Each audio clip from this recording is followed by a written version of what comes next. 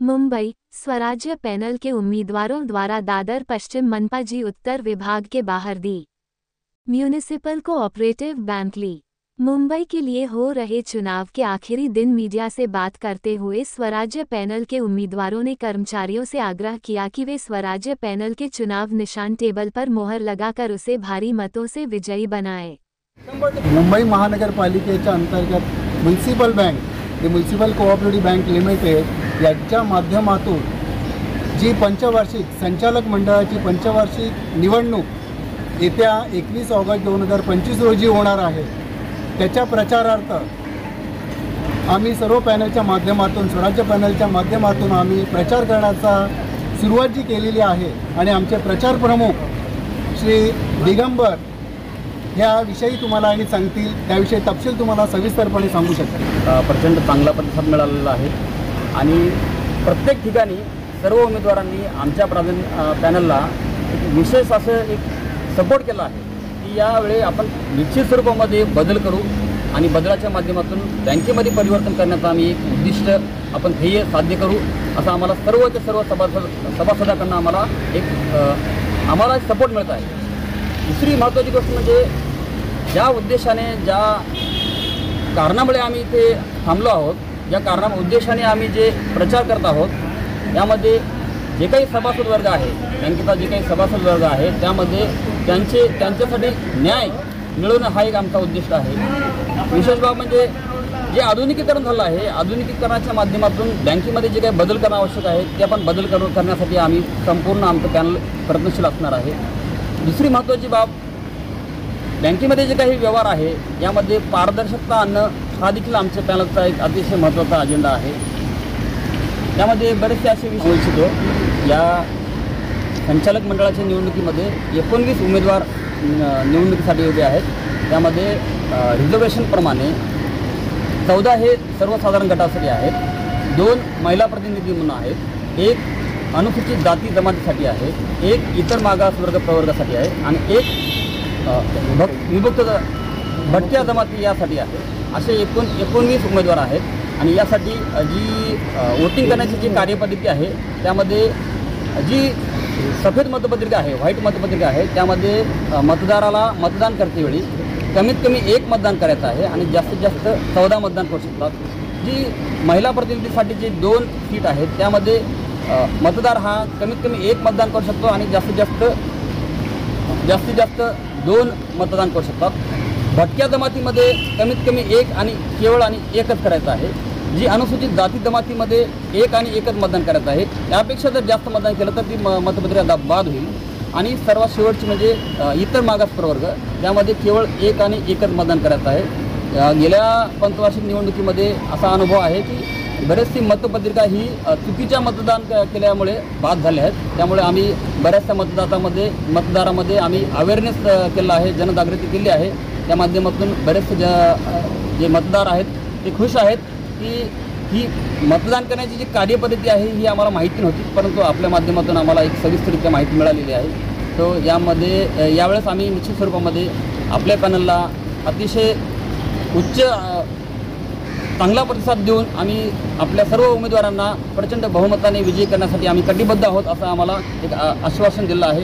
तर यासाठी आमचं पॅनल अतिशय एक उत्साहाने आम्ही सर्व स्तरावर पोहोचण्याचा प्रयत्न करतो आहे आणि सर्वांची मनं जिंकून भविष्यामध्ये त्यांचे जे काही प्रश्न आहेत, ही बँकेची व्यवस्था आहे यामध्ये सर्वच्या सर्व व्यवहार हे आपला पारदर्शक करायचे आहेत। यामध्ये आजची जी स्थिती आहे आम्ही अनुभवतो की आम्ही ज्यावेळेस प्रचाराला गेलो तर त्या ठिकाणी आपला जो सभासद आहे अक्षरशः तो भयभीत झाल्यासारखं दिसून येतो। तर हे त्याचं भय दूर करण्यासाठी आम्ही कटिबद्ध आहोत आणि भविष्यामध्ये जी काही यंत्रणा, जी काही व्यवहार बँकेची असणार आहेत, सभासद करणार आहेत, त्यासाठी अतिशय सुलभरित्या कशा पद्धतीनं व्यवहार करता येईल यावर आम्ही भर देऊ, जेणेकरून आपला कर्मचारी कुठल्याही इतर बँकेमध्ये न जाता आपल्याच बँकेमध्ये व्यवहार करण्यासाठी तो 100% आपल्याच बँकेमध्ये। हे प्रशासनाचं एक महत्त्वाचं कामकाज करण्याचा एक आधार आहे की ज्या टेबलावरती स्वच्छंदरित्या कारभार केला जातो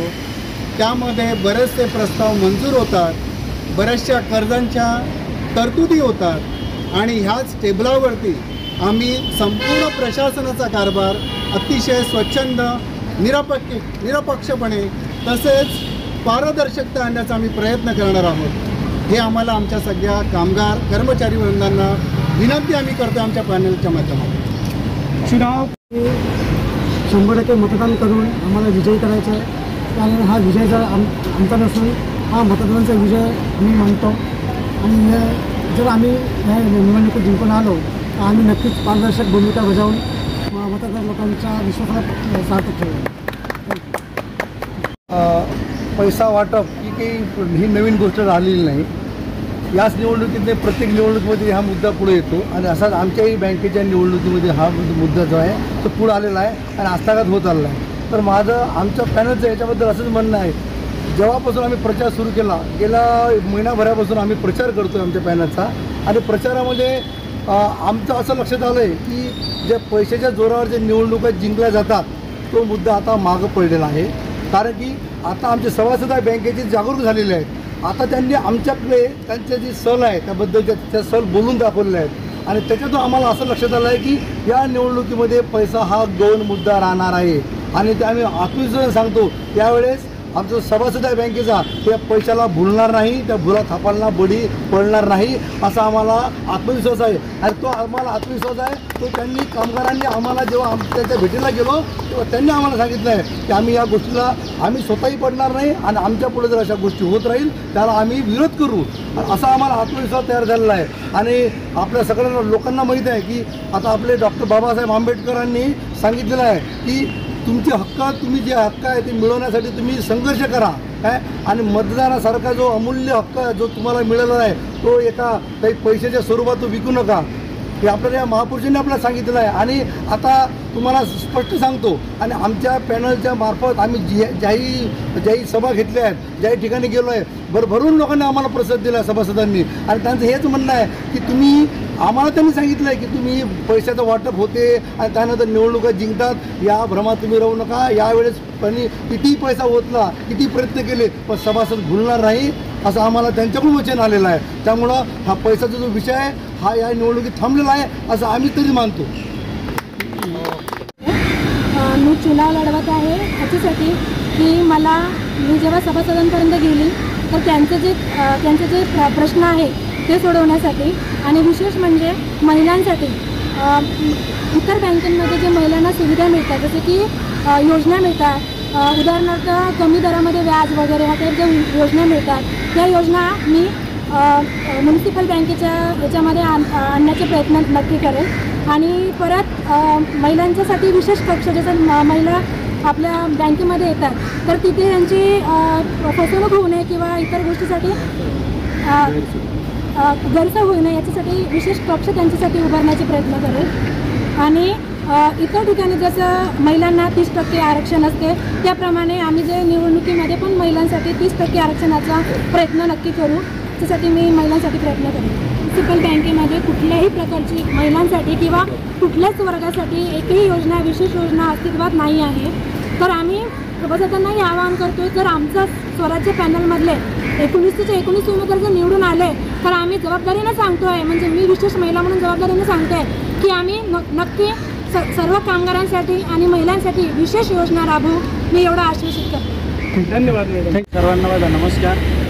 जे पत्रकार मित्र माझे इथे जमले आणि मी तुमच्या माध्यमामधून सर्वप्रथम तर आमचे जे 61,700 म्युनिसिपल बँकेमध्ये जी म्युनिसिपल बँक आहे ते मुळामध्ये कामगार कर्मचाऱ्यांची आहे त्यामुळे त्या बँकेमध्ये जो नोकर प्रवर्ग आहे तो सहसेवेनी पूर्णच्या पूर्ण बाहेरून न घेता जे शासनाची पॉलिसी आहे किंवा RBIच्या ज्या काही गाईडलाईन्स आहेत त्यांना म्हणजे सर्व आम्ही चर्चा करून त्यामधून आमच्या कामगार कर्मचाऱ्यांसाठी किती टक्के रिझर्वेशन कोटा किंवा पर्टिक्युलर पद कसे ठेवता येतील त्यासाठी माझे जे सहकारी आहेत सर्व माझ्या पॅनलमधले आणि ते आम्ही 100% करण्याचा प्रयत्न करू असं आम्ही आपल्या माध्यमामधून आपणास शब्द देतो आणि कामगार कर्मचाऱ्यांनी सर्वांनी वोटिंग करावं असं मी आपल्या माध्यमामधून आवाहन करतो। धन्यवाद।